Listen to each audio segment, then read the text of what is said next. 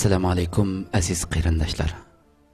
Bugungi Qur'on buluqi programmamizning 4-soniga kelganinglarni qizg'in qarshi olamiz. Hurmatli qarindoshlar, biz bu programmamizda islom dunyosidagi mashhur olim Sayyid Abul A'la Mavdudi rahimahullohning Qur'oni Karimdagi 4 asosiy termin nomli kitobini diqqatingizga sunib kelyapmiz. Bugün inşallah Allah'ın izni bilen bu programımızın 4. sanini diqqatingizga sunamiz. Mikrofon oldida Abdullah Yalqun.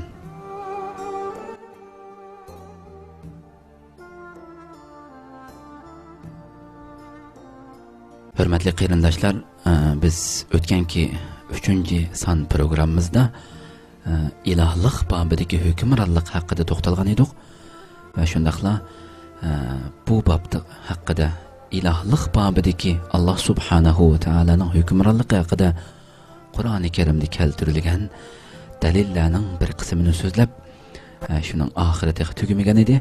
Inshaalloh bugungi programmamizda ilahlik babidagi hukmronlik haqidagi Alloh subhanahu va taolo Qur'oni Karimda tilga olgan oyatlarning oxirini bugungi programmamizda davomlashtiramiz.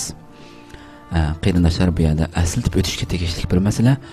Agarda birinchi sonidan boshlab anglamagan bo'lsangiz, programmamizning cho'qim anglagan vaqtida o'ttirdan yoki kelgan yerdan boshlab emas, birinchi sonidan boshlab to'liq anglab chiqishingizni o'tinamiz. Chunki bu bir-biriga nihoyatda chetishliq masalalar bo'lganligi uchun balki o'ttirdan anglasangiz biroz to'g'ri tushunilmaslik kelib chiqishi mumkin. Shuning uchun qarindoshlarningki birinchi sonidan boshlab anglab olishini umid qilamiz. Shunaqa buni biz to'r betimizdan nihoyatda osonlik bilan tushira olasiz. To'r betimizga har bir yengimizdan bugun hozir naq maydondan taqib o'tamiz bu programmamizni. Taqib bo'lgandan keyin bugun kashtalam bu programmaningki naq maydondan taqilgan har bir programma shu kuni kashda o'zining sahifalariga qo'yiladi. Siz buni xohlagancha anglay olasiz va tushira olasiz. Allah subhanahu wa ta'ala Sura Anbiyaning 22-23 oyatlarida mundaq deydi: "Law kana fihima alihatun illa Allah la fasadata fasubhanallahi rabbil arshi amma yasifun la yus'alu amma yaf'al wa hum yus'alun." Agar osmon zaminda Allohdan boshqa ilohlar bo'lsa edi, butun olamning nizomi albatta buzilib ketadi. Arshning, ya'ni koinotning saltanat taxtining xo'jayini bo'lgan Alloh ularning sifatlagan narsalardan pokdir. Alloh qilganlariga javobgar emas. Yani Allah subhanahu wa ta'ala qilganlarga hech kimning oldida javobgar emas. Hech kimga javob berish majburiyati yo'q Allohning. Balki ular hammasi javobgardir. Balki ular, ya'ni insonlar butun qilgan ishlaridan javobgardir. Allohning dargohida cho'qim ular savol so'roqqa tortiladi. Va hum yus'alun. Ular so'raladi, insonlar so'raladi, Alloh emas. Yana Allah subhanahu wa ta'ala Sura Mu'minunning 91-oyatida mundaq deydi: "Mattakhadallohu min waladin wa ma kana ma'ahu min ilah. Idhan la dhahaba kullu ilahin bima khalaq wa la'ala ba'duhum ala ba'd." Allah hech kishini bola qilgani yo'q. Uning bilan billa boshqa bir ilohmi yo'q? Agar undaq bo'ladigan bo'lsa, her bir ilah o'zi yaratgan mahluqlarini elib ayrim bo'lib oladi. Yani her bir ilah o'zi nimani yaratgan bo'lsa, o'zining yaratgan shu mahluqlarini o'z oldiga tortib, o'z yaratganlarini ayrim yerga yig'ib qanday qiladi, ayrim bo'lib olgan bo'ladi. Ondan ba'zi-ba'ziga etilib yuguraydi. Bir-biri bilan raqobatlashib, baslashib, o'zining kuchini ko'rsatish uchun bu vaqtda bir jang, bir qalaymaqonchilik maydonga kelgan bo'ladi. Allah yana Sura Bani İsrailning 42 va 43 oyatida mundaq deydi: قل لو كان معه آلهة كما يقولون إذا لابتغوا إلى ذي العرش سبيلا سبحانه وتعالى عما يقولون علوا كبيرا.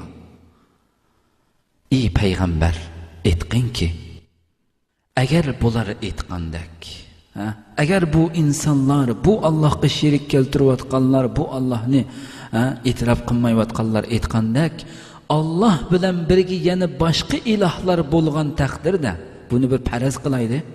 Agar Alloh bilan birga yana boshqa ilohlar bo'lgan taqdirda ular arish egasining hukmronligini egallash uchun albatta chora izlagan bo'ladi. Ular maslahatlashib, shu arish egasi bo'lgan eng cho'ng oshni bir taxtini o'rib, oshni biz egilishimiz kerak deb qanday qiladi desa, ana shu arish egasining hukmronligini egallash uchun albatta chora izlagan bo'ladi. Alloh poktur, ularning qilishayotgan so'zlaridan yuksak ham olidir. Ularning qilishayotgan bu haqsiz ravishda qilishayotgan bu bo'xtonlaridan, bu so'zlaridan Alloh poktur, yuksak ham olidir Alloh subhanahu va taolo. Bu oyatlarning 5dan tortib toki oxirigacha birla markaziy ideyani uchirtimiz. U bo'lsa-mu ilohlik bilan hukmronlikning bir-biriga qat'iy bog'lanishlik ekanligi hamda o'z ruhiy va ma'nisiy nuqtasidan har ikkilasining o'xshashli bir narsa ekanligidir. Hamda ilohlik va hukmronlik degan so'zning ruhiy jihatdan bo'lsin, ma'ni jihatdan bo'lsin, har ikkilasining o'xshashli bir narsa ekanligidir. Qarindoshlar, ajoyib diqqat qiladigan masala. Ilohlik bilan hukmronlikning bir-biriga qat'iy bog'lanishlik ekanligi hamda o'z ruhiy va ma'nisi nuqtasini aytganda har ikkilasining o'xshashli bir narsa ekanligidir. Demak, hukmronligi bo'lmasa, ilohligi bo'lmagan bo'ladi va bo'lolmasligi lozim. Hukmronligi yo'q bir shaxsning, bir kishining ilohligi ham bo'lmagan bo'ladi, ham bo'lmasligi lozim. Bo'lolmasligi kerak.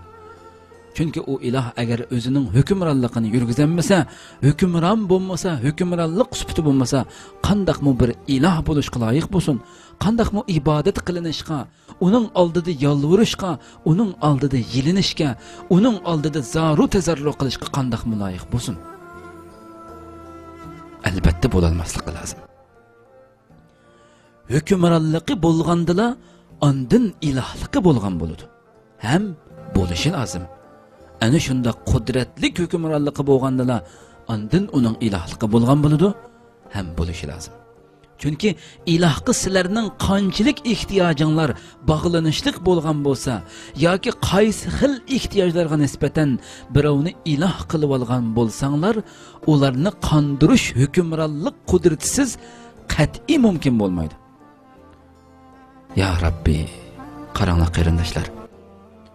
Chunki ilohga sizlarning qanchalik ehtiyojinglar bog'lanishlik bo'lgan bo'lsa, sizning qanchalik ehtiyojingiz bog'lanishlik bo'lsin, har qanday bir ehtiyojingiz bog'lanishlik bo'lgan ehtiyojingiz yoki qaysi xil ehtiyojlarga nisbatan birovni iloh qilib olgan bo'lsanglar, shu ehtiyojinglarni qondirish, shu ehtiyojinglarni sizlarga berish, ijobat qilish agarda hukmronlik qudrati bo'lmasa, bu hukmronlik qudratsiz holatda qat'iy mumkin bo'lmaydi. Amalga oshmaydi sizning ehtiyojingiz.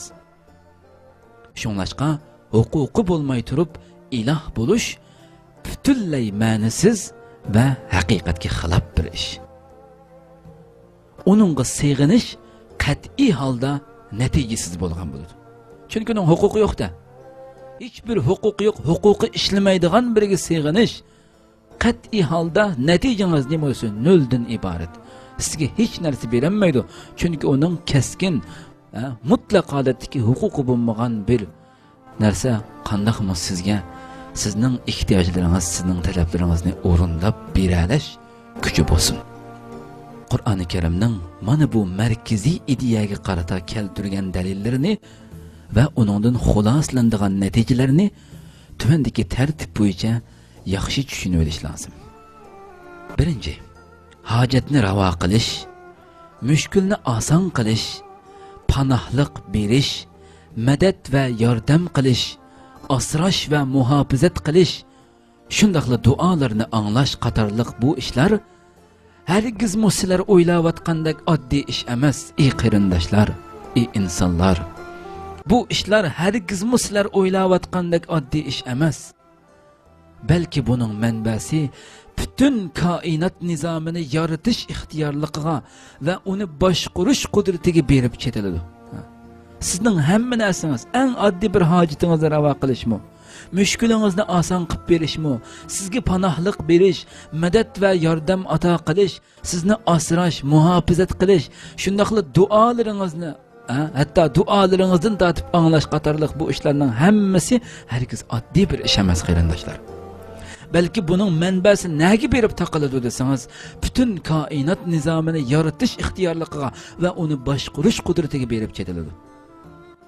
Navoda sizlar eng oddiy ehtiyojinglarningmi qandoq yo'llar bilan qiynavatganligi ustida ozroqli tafakkur qiladigan bo'lsanglar, shuni bilib yetalaysizlarki, osmon zamindan iborat bu katta san'atgohdagi son sanoqsiz sabab vositalar tang harakatga kelmay turib, hiçbir ihtiyacınlar mundaqla qiynab qolmaydi. O'ylab baqaylik qarindoshlar. Eng oddiy ehtiyojimiz bizning eng oddiy ehtiyojimizmi agar muning eng oddiy bir ehtiyojim qaysi yo'llar bilan ijro qilinib, qandoq yo'llar bilan qanidiganda, qandoq yo'llar bilan meni oldimga keladiganda deb shuningda azroq tafakkur qilib o'ylanadigan bo'lsak qarindoshlar, biz shuni bilib yetalaymiz-ki, bütün osmon zamindan iborat bu katta bir san'atgoh, bu qudratlik bir, ajoyib bir, isil bir san'atgohdagi son sanoqsiz sabab vositalar tang birlikda harakatga kelmay turib, hiçbir ehtiyojimizning mundaqla oldimizga kelib qolmaydiganligini uchiq oshkora holatda bilalaymiz. O'ylab baqaylik. Sizlar ichadigan bir istakan suv yoki sizlar yeydigan bir tal bug'doymi quyosh, zamin, havo, dengiz degandek bizga noma'lum yana qanchiligan sanoqsiz narsalarning tang harakat qilishi bilan ondan sizlarga yetkazildi. Ondan bizga yetib keldi qarindoshlar bu. Bir istakan suv, biz yeydigan bir tal bug'doy chaqliq bu narsa bütün osmon, zamin, quyosh, havo, dengiz va biz bilmaydigan, ismini bilmaydigan koinot, biz ko'ribmi baxmagan nurg'un narsalar hammasi tang harakat qilib, tang ishlash orqali shular ondan bizga yetib keladi qarindoshlar. Demak, duolaringlarning ijobat bo'lishi, hojatinglarning ravo bo'lishi uchun odatdagi huquq emas, balki osmon zaminni paydo qilish, sayyoralarni harakatga selish va bulutlarni yo'tkab yomg'ir yog'dirish uchun ketarlik bo'lgan, qisqasi bütün koinotni boshqarishga lozimlik bo'lgan oliy hokimiyat huquqi kerak bo'ldi qarindoshlar. O'ylab baqaylik. Herkes oddiy ish emas. İbadetlerinin bir tür bo'lgan bir duolarimizning ham ijobat bo'lishi, hojatimizning ravo bo'lishi uchun herkes odatdagi huquqi va bira kuch egasi, odatdagi bir huquqi va bir shaxs bir narsa herkes bizning hojatlarimizni ravo qilish va yoki duolarimizni anglash qudratiga ega emas.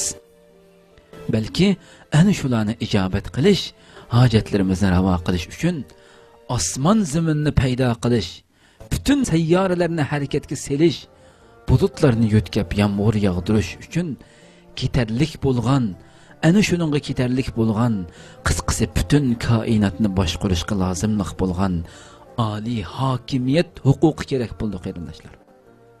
Ikkinchi, bu oliy huquqning taqsimlangan bo'lishi qat'iy mumkin emas. Yuqorida birinchisi dedik. Yani en oliy hokimiyat huquqi kerak bo'ladi bizning har qanday narsamizni ijobat qilish uchun. Hamda ikkinchi masala, ana shu oliy huquqning taqsimlangan bo'lishi qat'iy mumkin emas. Buningga bir qism, yana birisiga 20%, yana birisiga 50% yoki buningga bir xil ma'lum bir narsani ijobat qilish, yana birisiga ma'lum bir narsani ijobat qilish qatorliq bu huquqning bu hukmronlikning taqsimlangan bo'lishi qat'iy mumkin emas. Chunki yaratish huquqi birisida bo'lib, rizq berish yana birisida bo'lsa, quyosh birisining olqinda bo'lib, zimin yana birisining olqinda bo'lsa, kasallik va salomatlik birisiga tava bo'lib, hayot va mamotlik yana birisiga taalluq bo'lsa, bu koinotning intizomi hargiz tartib bilan ma'lolmaydi.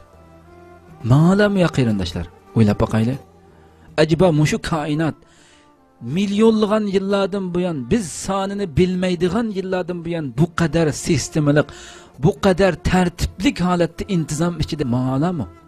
Agarda yuqorida so'zlagandek, o'lim birisining qo'lida, kunduz birisining qo'lida, quyosh birisining qo'lida, zimin birisining qo'lida bo'lgan bo'lsa, bu huquqlar agar bir zotning qo'lida bo'lmay, hammasining ayrim-ayrim huquqi bo'lgan bo'lsa, taqsimlangan bir narsa bo'lgan bo'lsa, acaba bu qadar sistemalik intizomcha ma'lummi?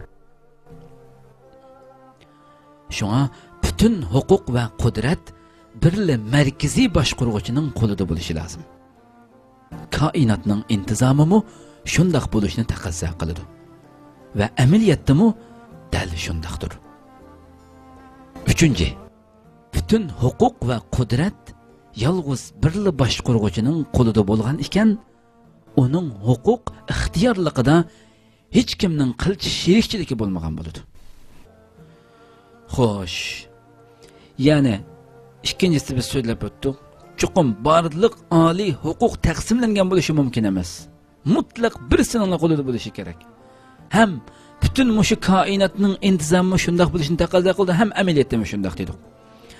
Endi bu bütün huquq va qudrat yolg'iz birli boshqaruvchining qo'lida bo'lgan ekan, undaqda uning huquq ixtiyorligida hech kimning qilchi sherikchiligi bo'lmagan bo'ladi. Hech kim birasi sherik bo'lib, uning birga qilish beradigan ish yo'q. Qat'iy sherikchiligi bo'lmagan bo'ladi. İlahlıqmı tabiiy holda ashu boshqaruvchi uchun xoslashgan va uningdimi hech kishining hassadorligi bo'lmagan bo'ladi.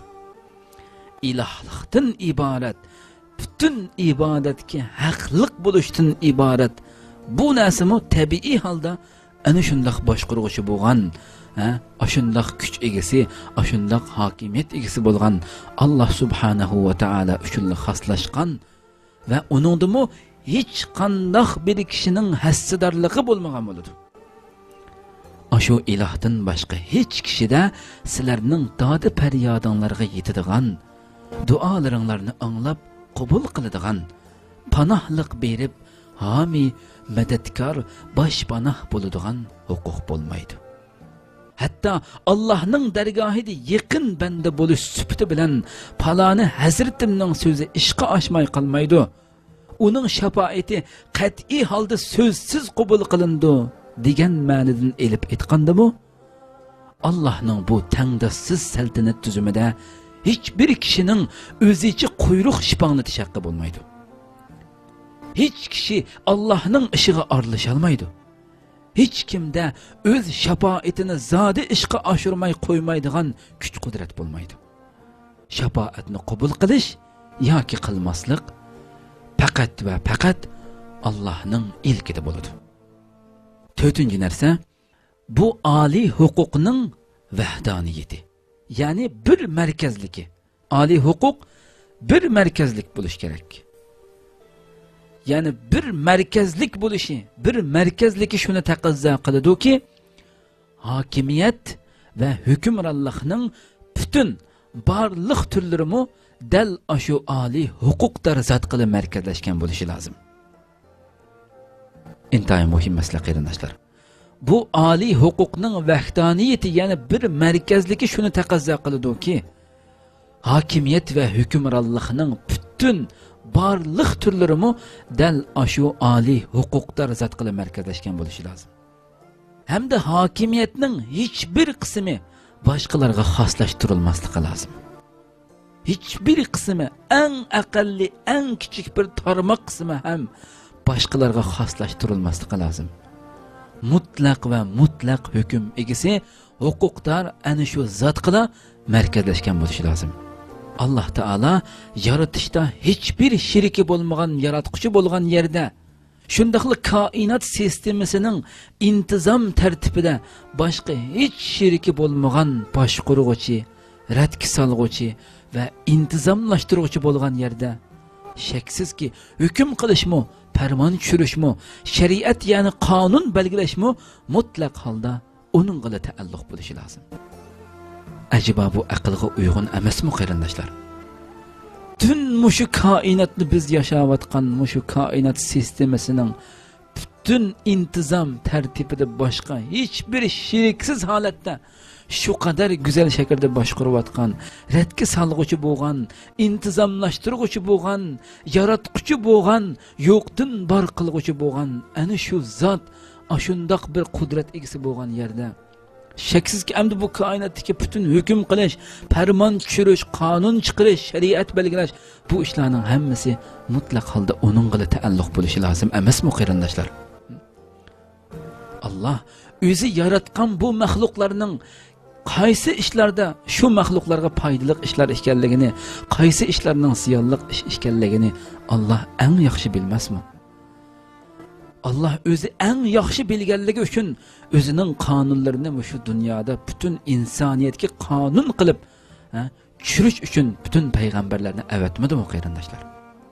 Xuddi uning saltanatida boshqa birisining panohlik berguchi, hojatni ravo qilguchi, dodi faryodga yetguchi bo'lishi xato bo'lgandek, kishining o'z oldiga mustaqil hukmron, qonunchi, hokim bo'lib olishimi tubdan xato bo'lgan bo'ladi. Qisqasi, yaratish va rizqlantirish, hayotlik berish yoki vafot qildirish, quyosh, oy, kecha kunduzlarni bo'ysundirish, qazo va qadar, hukmronlik va podshohlik, farmon chiqarish va qonunchilik qatorliq ishlarning hammasi Allohning umumiy hokimiyat huquqining o'xshash bo'lmagan sohalari bo'lib hisoblanadi. Bu hokimiyat huquqi qat'iy holda boshqalarga bo'lib berilmaydi. Ham bo'linishi mumkin emas.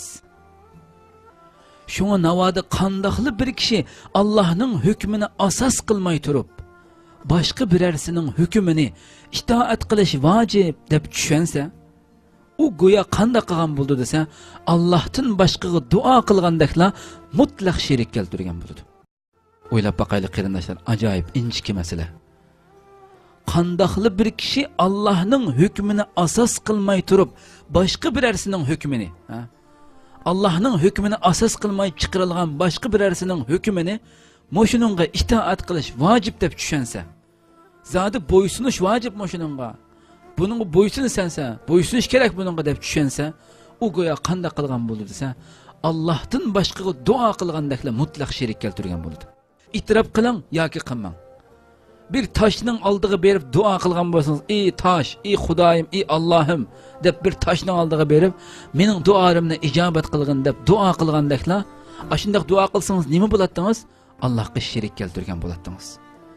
Demak, bir inson shuningga o'xshashla Allohdan boshqaning, Allohning hukmini asos qilmay turib, boshqa birarsining hukmini mushuningga itoat qilish vojib deb tushunsa, u go'yo Allohdan boshqaga duo qilgandekla mutlaq sherik keltirgan bo'ladi. Shuningdek, navoda bir kishi siyosiy ma'nidan o'zini mustaqil hukmron, oliy podshoh, hokim mutlaq deb da'vo qiladi ekan. Siyosiy ma'nidan agar bir kishi o'zini men mustaqil hukmronman, men oliy podshoh, hokim mutlaq deb da'vo qilsa, mening hukmimga, mening hukmronligimga hech qanday maxluq aralashmasligi kerak.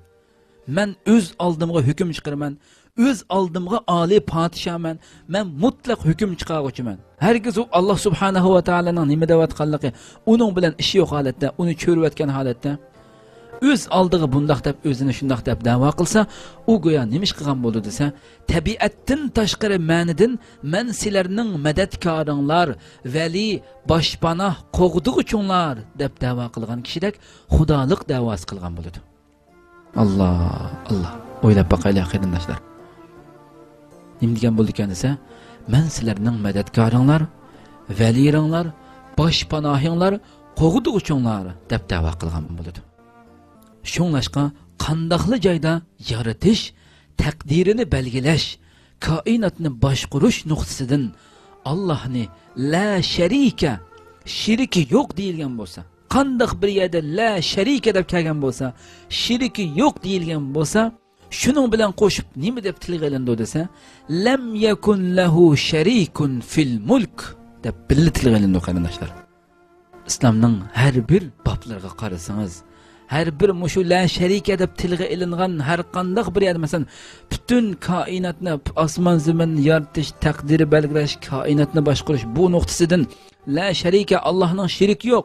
Yani yaratib berishga aralashgan, koinotni boshqarishga aralashadigan, buning yordam beradigan bir shirik yo'q, rizq beradigan, bu narsani qildiganga Allohning shiriki yo'q deyilgan bo'lsa, birga tilga ilingan bo'lsa la sharika, Alloh yolg'iz qiladi buni deb tilga ilingan bo'lsa, shuning bilan birga qo'shib nima deb keldi desa, lam yakun lahu sharikun fil mulk.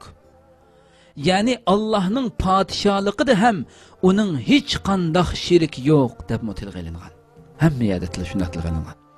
Allohning mutlaq hukmronligida, mutlaq hokim mutlaqligida, podshohligida uning hech qanday shiriki yo'q deb tilga ilingan.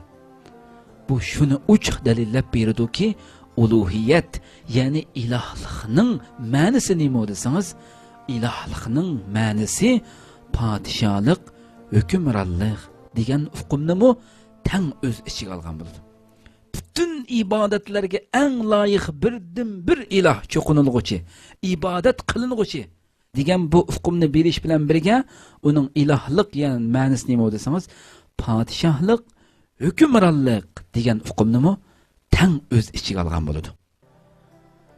Mana bu ma'nolardan, ya'ni hukmronlikni e'tirof qilish ma'nisidan Allohdan boshqa har qanday birini shirik qilib qo'ymaslik lozim.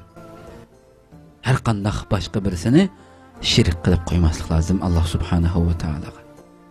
Hargiz boshqalarning hukmronligini mayli nima bo'lib ketsa ketsunki, uning hukmronligi Alloh subhanahu va taolaning qonunidan, Allohning hukmidan madad olmay turib, uning izni ruxsati bo'lmay turib chiqarilgan har qanday an'ana, hukm, qonun, har qanday narsa musulmonning nazarida qat'iy va qat'iy e'tirof qilinmasligi kerak.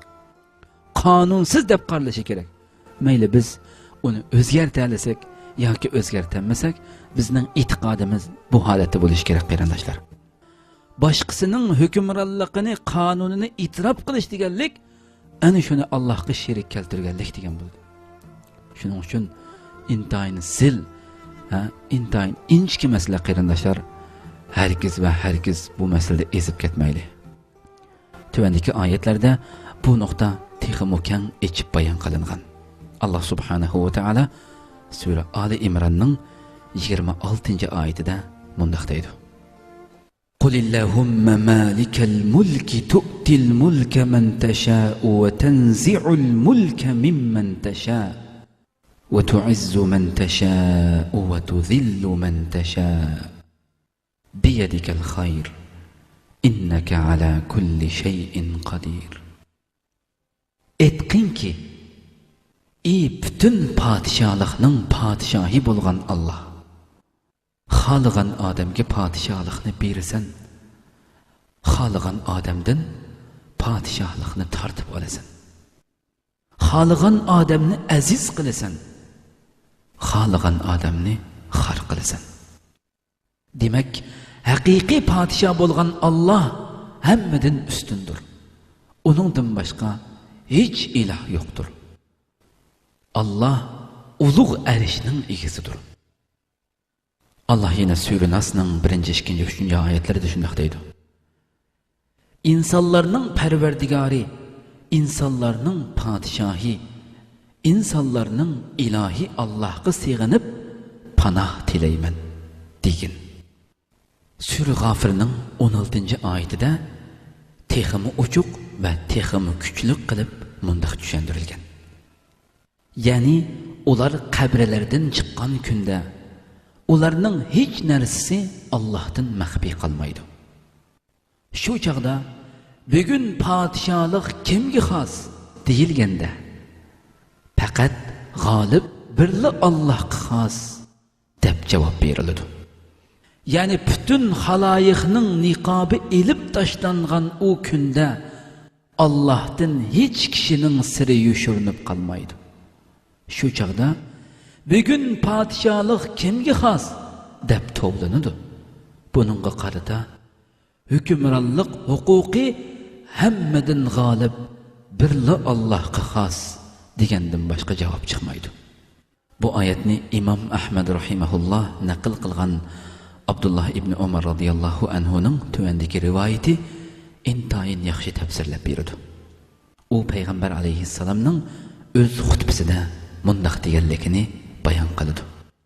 Alloh taolo zimin va osmonlarni olqinida tutib turib, "Mana men podshoh, mana men jabirlik, mana men katta.